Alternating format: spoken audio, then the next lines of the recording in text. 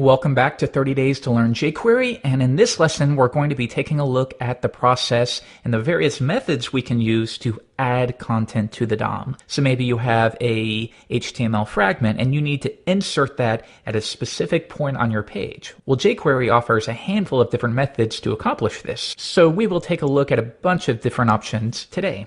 I'm within my Lesson 7 folder, and you can see I have a mock-up of a blog posting. There's an article, an H1, and a couple paragraphs, just so we have something to work with. And if I open this up in Chrome, pretty much what you would expect. The first method we're going to take a look at is append.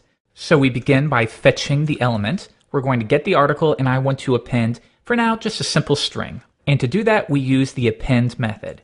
Article.append, hello from the JavaScript. All right, let's try that out. Refresh, and there we go. That's been appended. Easy enough. Now, what if we want that text to be placed at the very top of the article's content rather than the bottom? Well, in that case, rather than using append, we use prepend. One more time, refresh, and now that's been placed at the top of the article. Okay, so these are helpful. We have append and prepend. Now, what if there's a specific point? Maybe we don't want it at the top of the article, we want it placed after the H1 tag. And this is where jQuery is quite nice. The way you would speak it is the way you would use it. So if you want the content to be placed after the H1, then we say, hey jQuery, go get the H1 element, wrap it in jQuery, and after it, can you add this content for me? All right, one more time, and now it's been placed after the H1 tag. Now the same thing is going to be true for the reverse. If we want to place it before a paragraph, I could say, get the paragraph tag, and we'll use a new method. We know we can do nth child or EQ, but there's also helper methods like first, and that means get the very first paragraph tag you find. And now we're going to say before that, we're going to display this text. Now in this case, when we refresh the page, it's going to be in the exact same spot, but this time we are grabbing this paragraph and we're adding content before it, whereas in the last case, we were grabbing the H1 and appending content after it. Okay, so that's append, prepend, after, and before. Now, what if you were beginning with an HTML fragment? And in that case, jQuery offers a different set of methods that are more or less the same.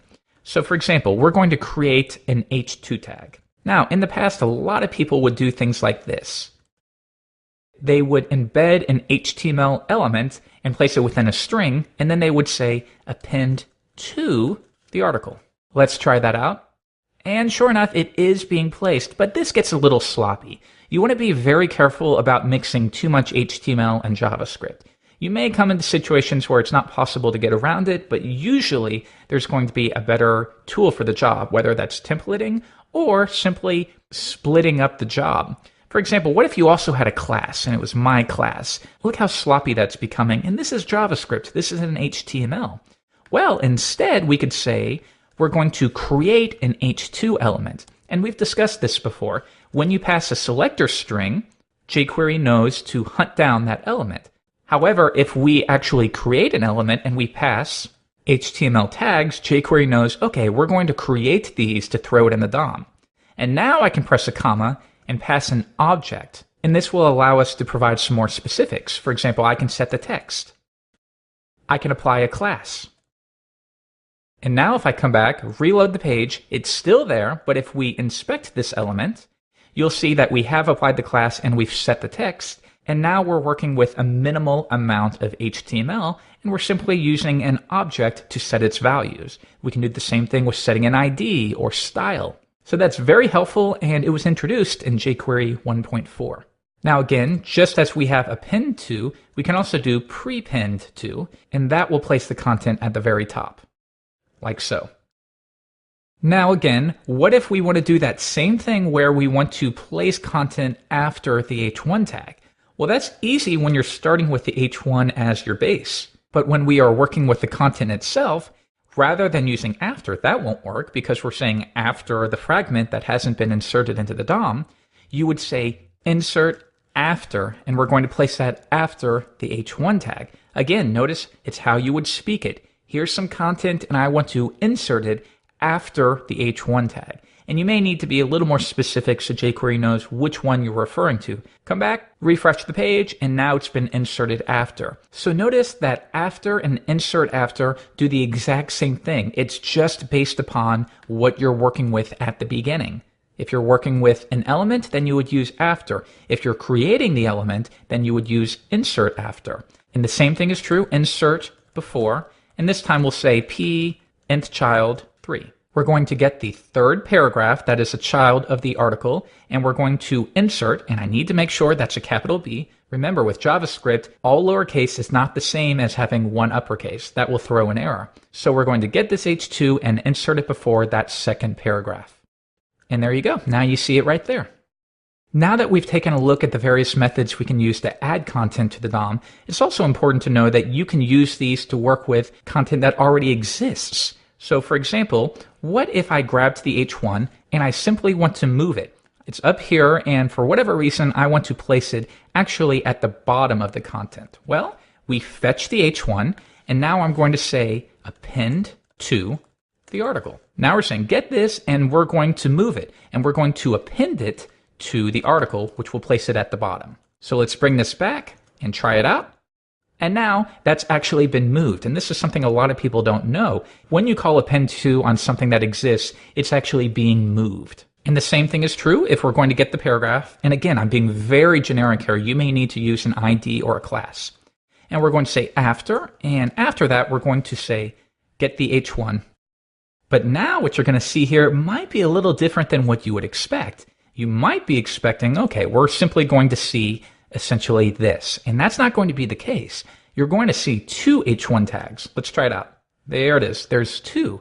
And this is why you need to be as specific as possible. We're getting a collection of paragraph elements. You'll often hear this referred to as a collection. And then we're saying after each one of those, we are going to append whatever the first H1 tag that you find is, essentially. Now, if you need to be specific, again, you could say nth child or first, or you could use EQ.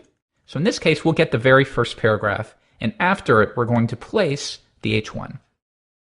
There we go, and now we're only doing it once.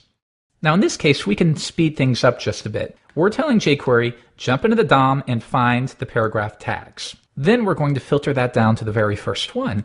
But then after that, we simply want you to append the element that comes right before it, essentially.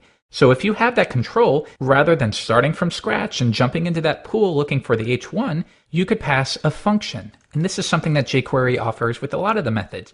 You can pass a function, and whatever is returned will be used. So in this case, we're going to return, get this, wrapped in jQuery, and we're going to return the previous element. Let's try that out. Refresh, and now we're getting the exact same effect. We have the first paragraph, and after it, we've placed the contents of the H1.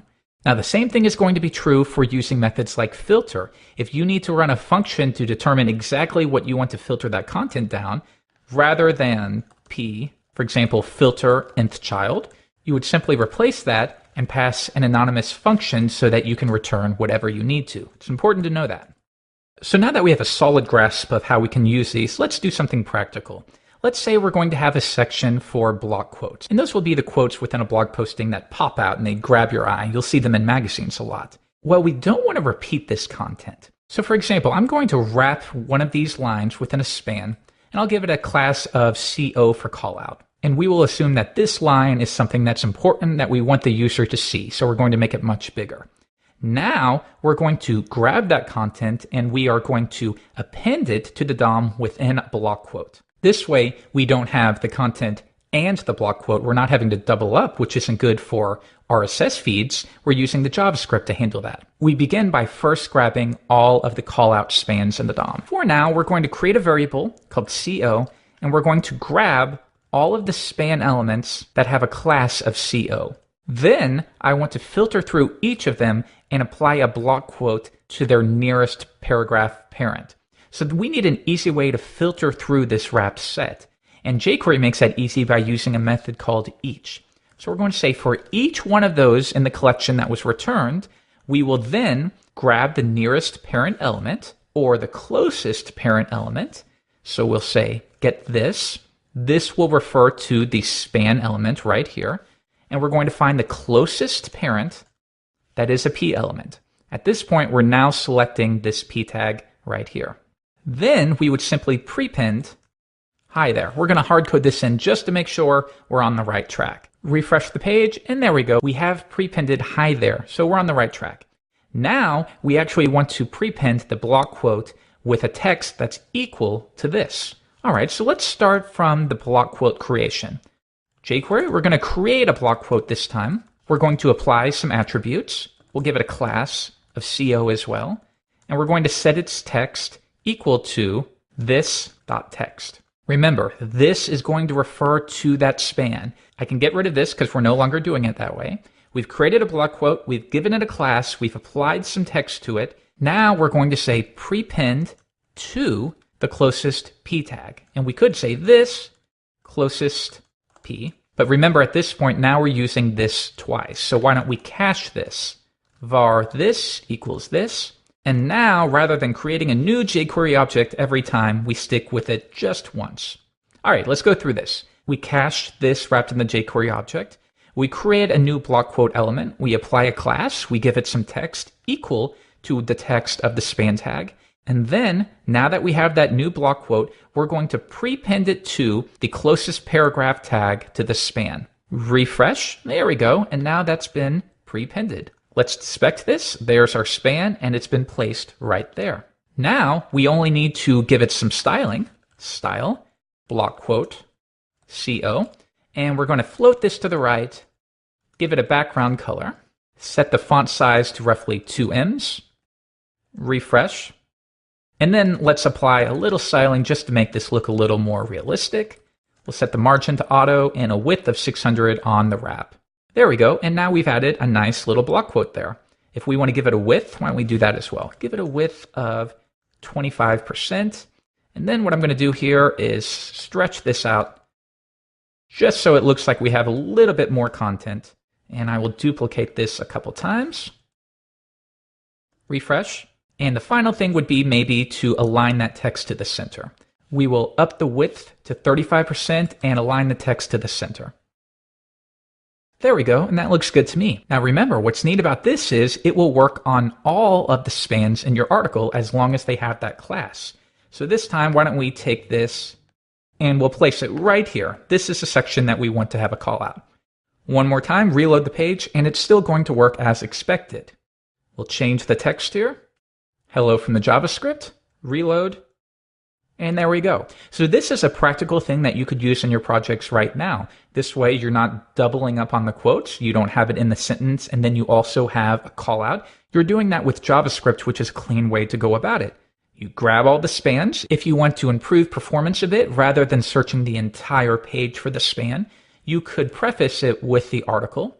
Or once you start getting into these more complex selectors, many times it will be much smarter to first grab the article and then find all of the spans that have a class of CO. That way we're using this as a context, and jQuery doesn't have to dig into its more complicated selector engine, which is referred to as Sizzle. And I think that's going to do it for this lesson. Make sure you paid attention. If you need to, go back and watch it again, because you will want to remember these methods. Append, prepend, insert after, insert before, append to, prepend to, and then before and after. And most of those, again, are doing the exact same thing. It simply depends on what your selector expression is.